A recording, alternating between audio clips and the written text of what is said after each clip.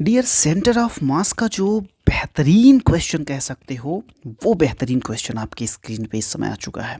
Okay, और बहुत ही real life problem है, बहुत ही प्रैक्टिकल क्वेश्चन है डियर। ओके, इस क्वेश्चन को पढ़िए और पढ़ने के बाद जब आप इस क्वेश्चन को करिएगा, पहली बार में तो हो सकता है कि आपको ये क्वेश्चन समझ में कम आए, लेकिन जब आप इस क्वेश्चन को समझिएगा ना, तो उसके बाद की जो फीलिंग होगी आपकी, वो that will be awesome. I think that will be awesome dear, मज़ा आ जाएगा आपको। चलिए देखते हैं कि ये क्वेश्चन आपसे क्या करवाना चाहता है। देखिए, क्वेश्चन कह रहा है कि मिस्टर वर्मा, जिनका वेट जो है वो 50 केजी है, एंड मिस्टर वैभव, जिनका वेट 60 केजी है, are sitting at the two extremes of a 4 metre long boat, जो कि 40 केजी की है, standing still in the water. ये जो बोट है वो वाटर में स्टिल यानी कि बिल्कुल क्या कह सकते हैं, स्थिर है। ओके, स्थिर है। स्थिर है का मतलब यही वो आपको बता देता है कि सेंटर ऑफ मास बिल्कुल डिस्टर्ब नहीं है, बिल्कुल वो क्या है, बिल्कुल रेस्ट पे है। ओके, हाँ, to discuss a mechanics problem they come to the middle of the boat, neglecting friction with water. How far does the boat move on the water during the process? Question को आप समझिए बहुत ही ध्यान से।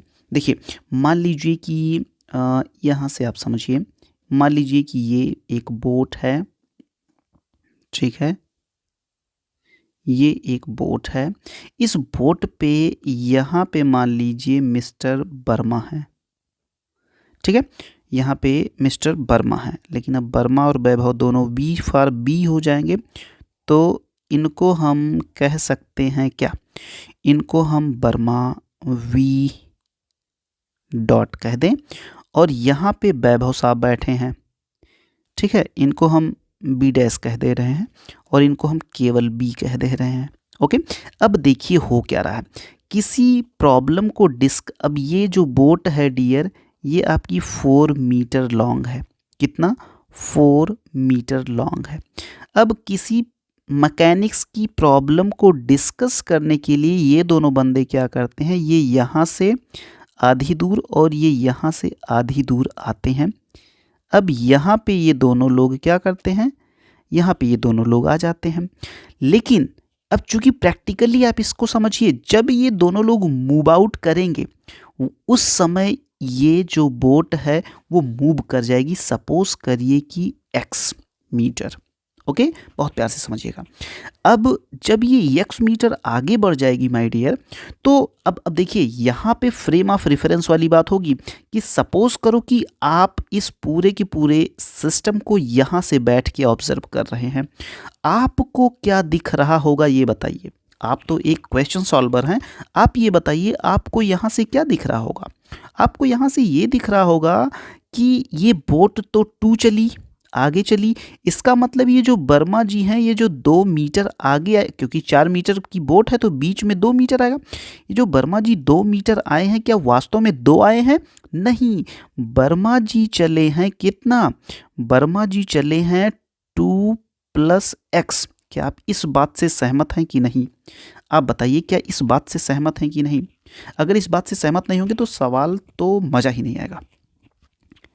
तो आप कहोगे भैया हम बिल्कुल सहमत हैं, क्योंकि हम बाहर से बैठ के ये सारा प्रोसीजर, ये पूरा खेल देख रहे हैं। ओके, अब यहीं से जब आप वैभव को देखिएगा तो वैभव इधर आ रहे हैं, वैभव इधर आ रहे हैं 2 मीटर, लेकिन जरा सोचिए कि ये x आगे जा चुका है। इसका मतलब आप ये कहेंगे कि जो ये वैभव साहब हैं, ये कितना आगे चले हैं? आप कहिएगा ये 2 - x चले हैं, 2 - x चले हैं। ओके, और यहीं पे हम लोग बोट की भी तो बात करेंगे। किसकी? बोट की। और बोट कितना चली है? x metre. अब ये बताइए वर्मा जी का वेट कितना था? 50। वैभव जी का वेट कितना था? 60। और बोट का वेट कितना था? बोट का वेट 40 था। तो फाइनली ये पूरा का पूरा सिस्टम हमें स्टेशनरी ही रखना है। इसका मतलब हम यहाँ पे लगाएंगे m1 x1 plus m2 x2 plus m3 x3 is equal to how much dear? 0। बोलो हाँ या ना। अब वर्मा जी की बात आएगी तो अगर हम इस डायरेक्शन को पॉजिटिव ले रहे हैं तो हमको लिखना पड़ेगा क्या, 50 ब्रैकेट में कितना 2 प्लस एक्स, बोलो हाँ या ना। यही चीज वैभव जी के लिए हमें लिखना पड़ेगा -60 और कितना 2 माइनस एक्स, और यही चीज बोट के लिए हमें लिखना पड़ेगा +40 एक्स और टोटल करना पड़ेगा 0, बोलो हाँ या ना। यहाँ से चीज़ों को अलग से देखिएगा।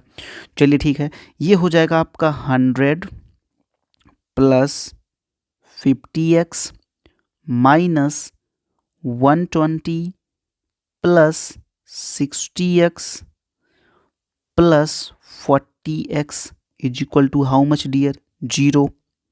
तो यहाँ से कितना हो गया ये देखिए, 100 और 120 ये आपका हो जाएगा -20, तो ये दोनों चला गया अपना। और यहाँ पे 60x है और यहाँ पे 50x है, तो 60x 50x, ओके।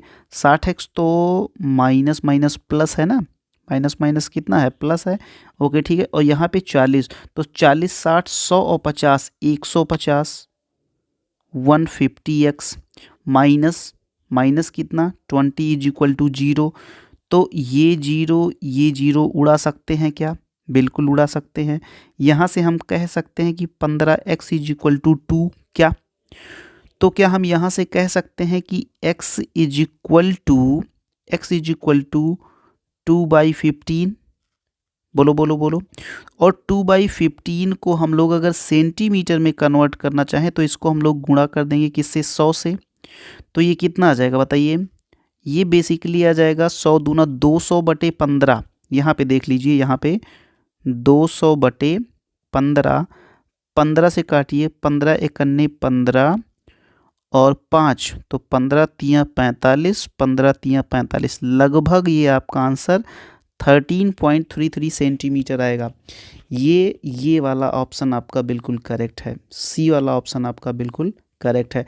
तो बात करेक्ट और इनकरेक्ट की है ही नहीं, बात ये है डियर कि क्या ये कॉन्सेप्ट आपको समझ में आया कि नहीं, मिस्टर वर्मा और वैभव जी वाला, जो कि ये एक बोट पे बैठे थे। देखिए फिर से हम लोग इस क्वेश्चन को थोड़ा सा हम लोग फिर से देख लेते हैं एक नज़र में, कि जैसे मान लीजिए ये बोट है आपकी, ये आपकी एक बोट है, यहाँ पे एक बंदा बैठा है, यहाँ पे एक बंदा बैठा है, ये दोनों अगर बीच में आएंगे, ये दोनों बीच में आएंगे तो सीधी सी बात है ये बोट x आगे चलेगी। तो जब आप यहाँ से बैठ के इन दोनों बंदों को ऑब्जर्व करिएगा तो आपको ये लगेगा कि जो इधर से आ रहा है वो केवल जैसे मान लीजिए ये कितना है, ये 4 मीटर की लंबी बोट है, तो ये 2 मीटर आएगा, ये 2 मीटर, लेकिन इधर वाला आपको क्या दिखेगा, इधर वाला आपको 2 + x दिखेगा और इधर वाला बंदा आपको 2 - x दिखेगा और बोट x जा रही है। तो सब इसका वेट था कितना 50, इसका था 60, इन सब को जोड़ दो और इसका था कितना 40, लेकिन ये अपोजिट डायरेक्शन है तो माइनस हो जाएगा, यही टोटल इज इक्वल टू 0 कर दो, तो यहाँ से x इज इक्वल टू आपका 13.3 सेंटीमीटर आ रहा है। तो बहुत ज़्यादा टेंशन लेने की बात नहीं है डियर, बशर्ते बस इतना है कि क्या हम कॉन्सेप्ट को अच्छे से पकड़ पा रहे हैं कि नहीं, है ना। तो मेरे ख्याल से ये क्वेश्चन आपका अपना हो चुका। अगर आपका अपना हो चुका तो ज़रूर आप हमें बताइए, क्योंकि आप जब अच्छे अच्छे कमेंट करते हो ना तो बहुत प्यारा लगता है उसको पढ़ के। ओके डियर, चलो ठीक है, अब हम लोग मूव करते हैं अपने क्वेश्चन नंबर नेक्स्ट पे। ओके डियर, चलो कम ऑन। हाँ तो डियर, अगला क्वेश्चन जो है वो आपकी स्क्रीन पे आ चुका है और आप क्वेश्चन को बहुत ही केयरफुली रीड आउट करिए। ओके, और मेरे ख्याल से अगर इस क्वेश्चन को आप आसानी से पढ़ते हैं और समझ के अगर आप इसको सॉल्व करने की कोशिश करते हैं तो आपका आंसर बहुत ही जल्द आ जाएगा। ओके, चलिए देखते हैं कि ये क्वेश्चन आपसे चाहता क्या है। ये क्वेश्चन आपसे ये चाहता है कि आपका कॉन्सेप्ट कितना अच्छा है, आप ये बताइए। चलिए, 2 person of masses 55 kg and 65 kg respectively are at the opposite end of the boat. Okay, the length of the boat is 3.0 meter and weight 100 kg. Okay, the 55 kg man walks up to the 65 kg man and sits with them. If the boat is in still water, the center of mass of the system shift by कितने से वो shift होता है.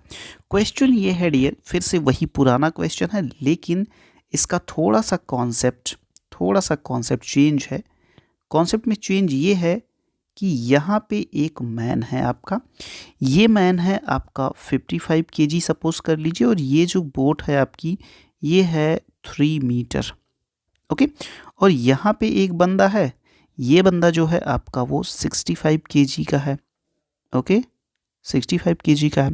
होता क्या है कि जो बंदा 55 kg का है वो 65 kg वाले बंदे के पास पहुंचता है, जाता है, और जब ये भी यहाँ पे पहुंच जाता है, अभी भी सेंटर ऑफ मास जो है ना, अभी भी यहाँ पे देखिए क्या लिखा है, in still water the centre of mass of the system shift. कितना शिफ्ट होगा, लेकिन इसके पहले देखिए ये उसके पास बैठ जाता है. If the boat is in still water, अभी भी ये जो बोट है ना, तो आपको क्या लगता है कि क्या इस पूरे के पूरे सिस्टम पर, अगर आप वास्तव में बाहर से बैठ के देख रहे हों, इस पूरे के पूरे दृश्य को बाहर से बैठ के देख रहे हों, तो क्या आपको क्या लगता है कि इस पे कोई एफ एक्सटर्नल लग रहा है क्या?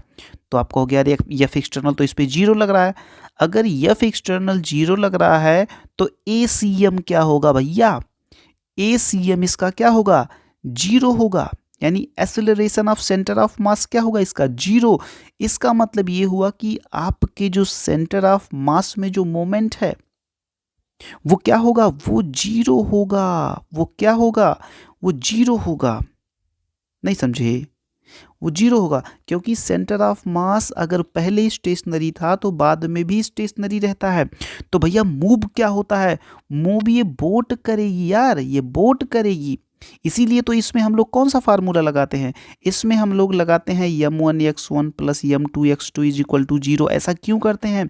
ऐसा इसलिए करते हैं क्योंकि एक्सटर्नल फोर्स इस पे 0 लग रहा होता है. हमको ये दिखाना होता है कि सेंटर ऑफ मास जो है वो स्टेशनरी है. ओके, तो initially centre of mass initially भी 0 होता है और फाइनली भी 0 होता है ऐसी केसेस में. ओके डियर, तो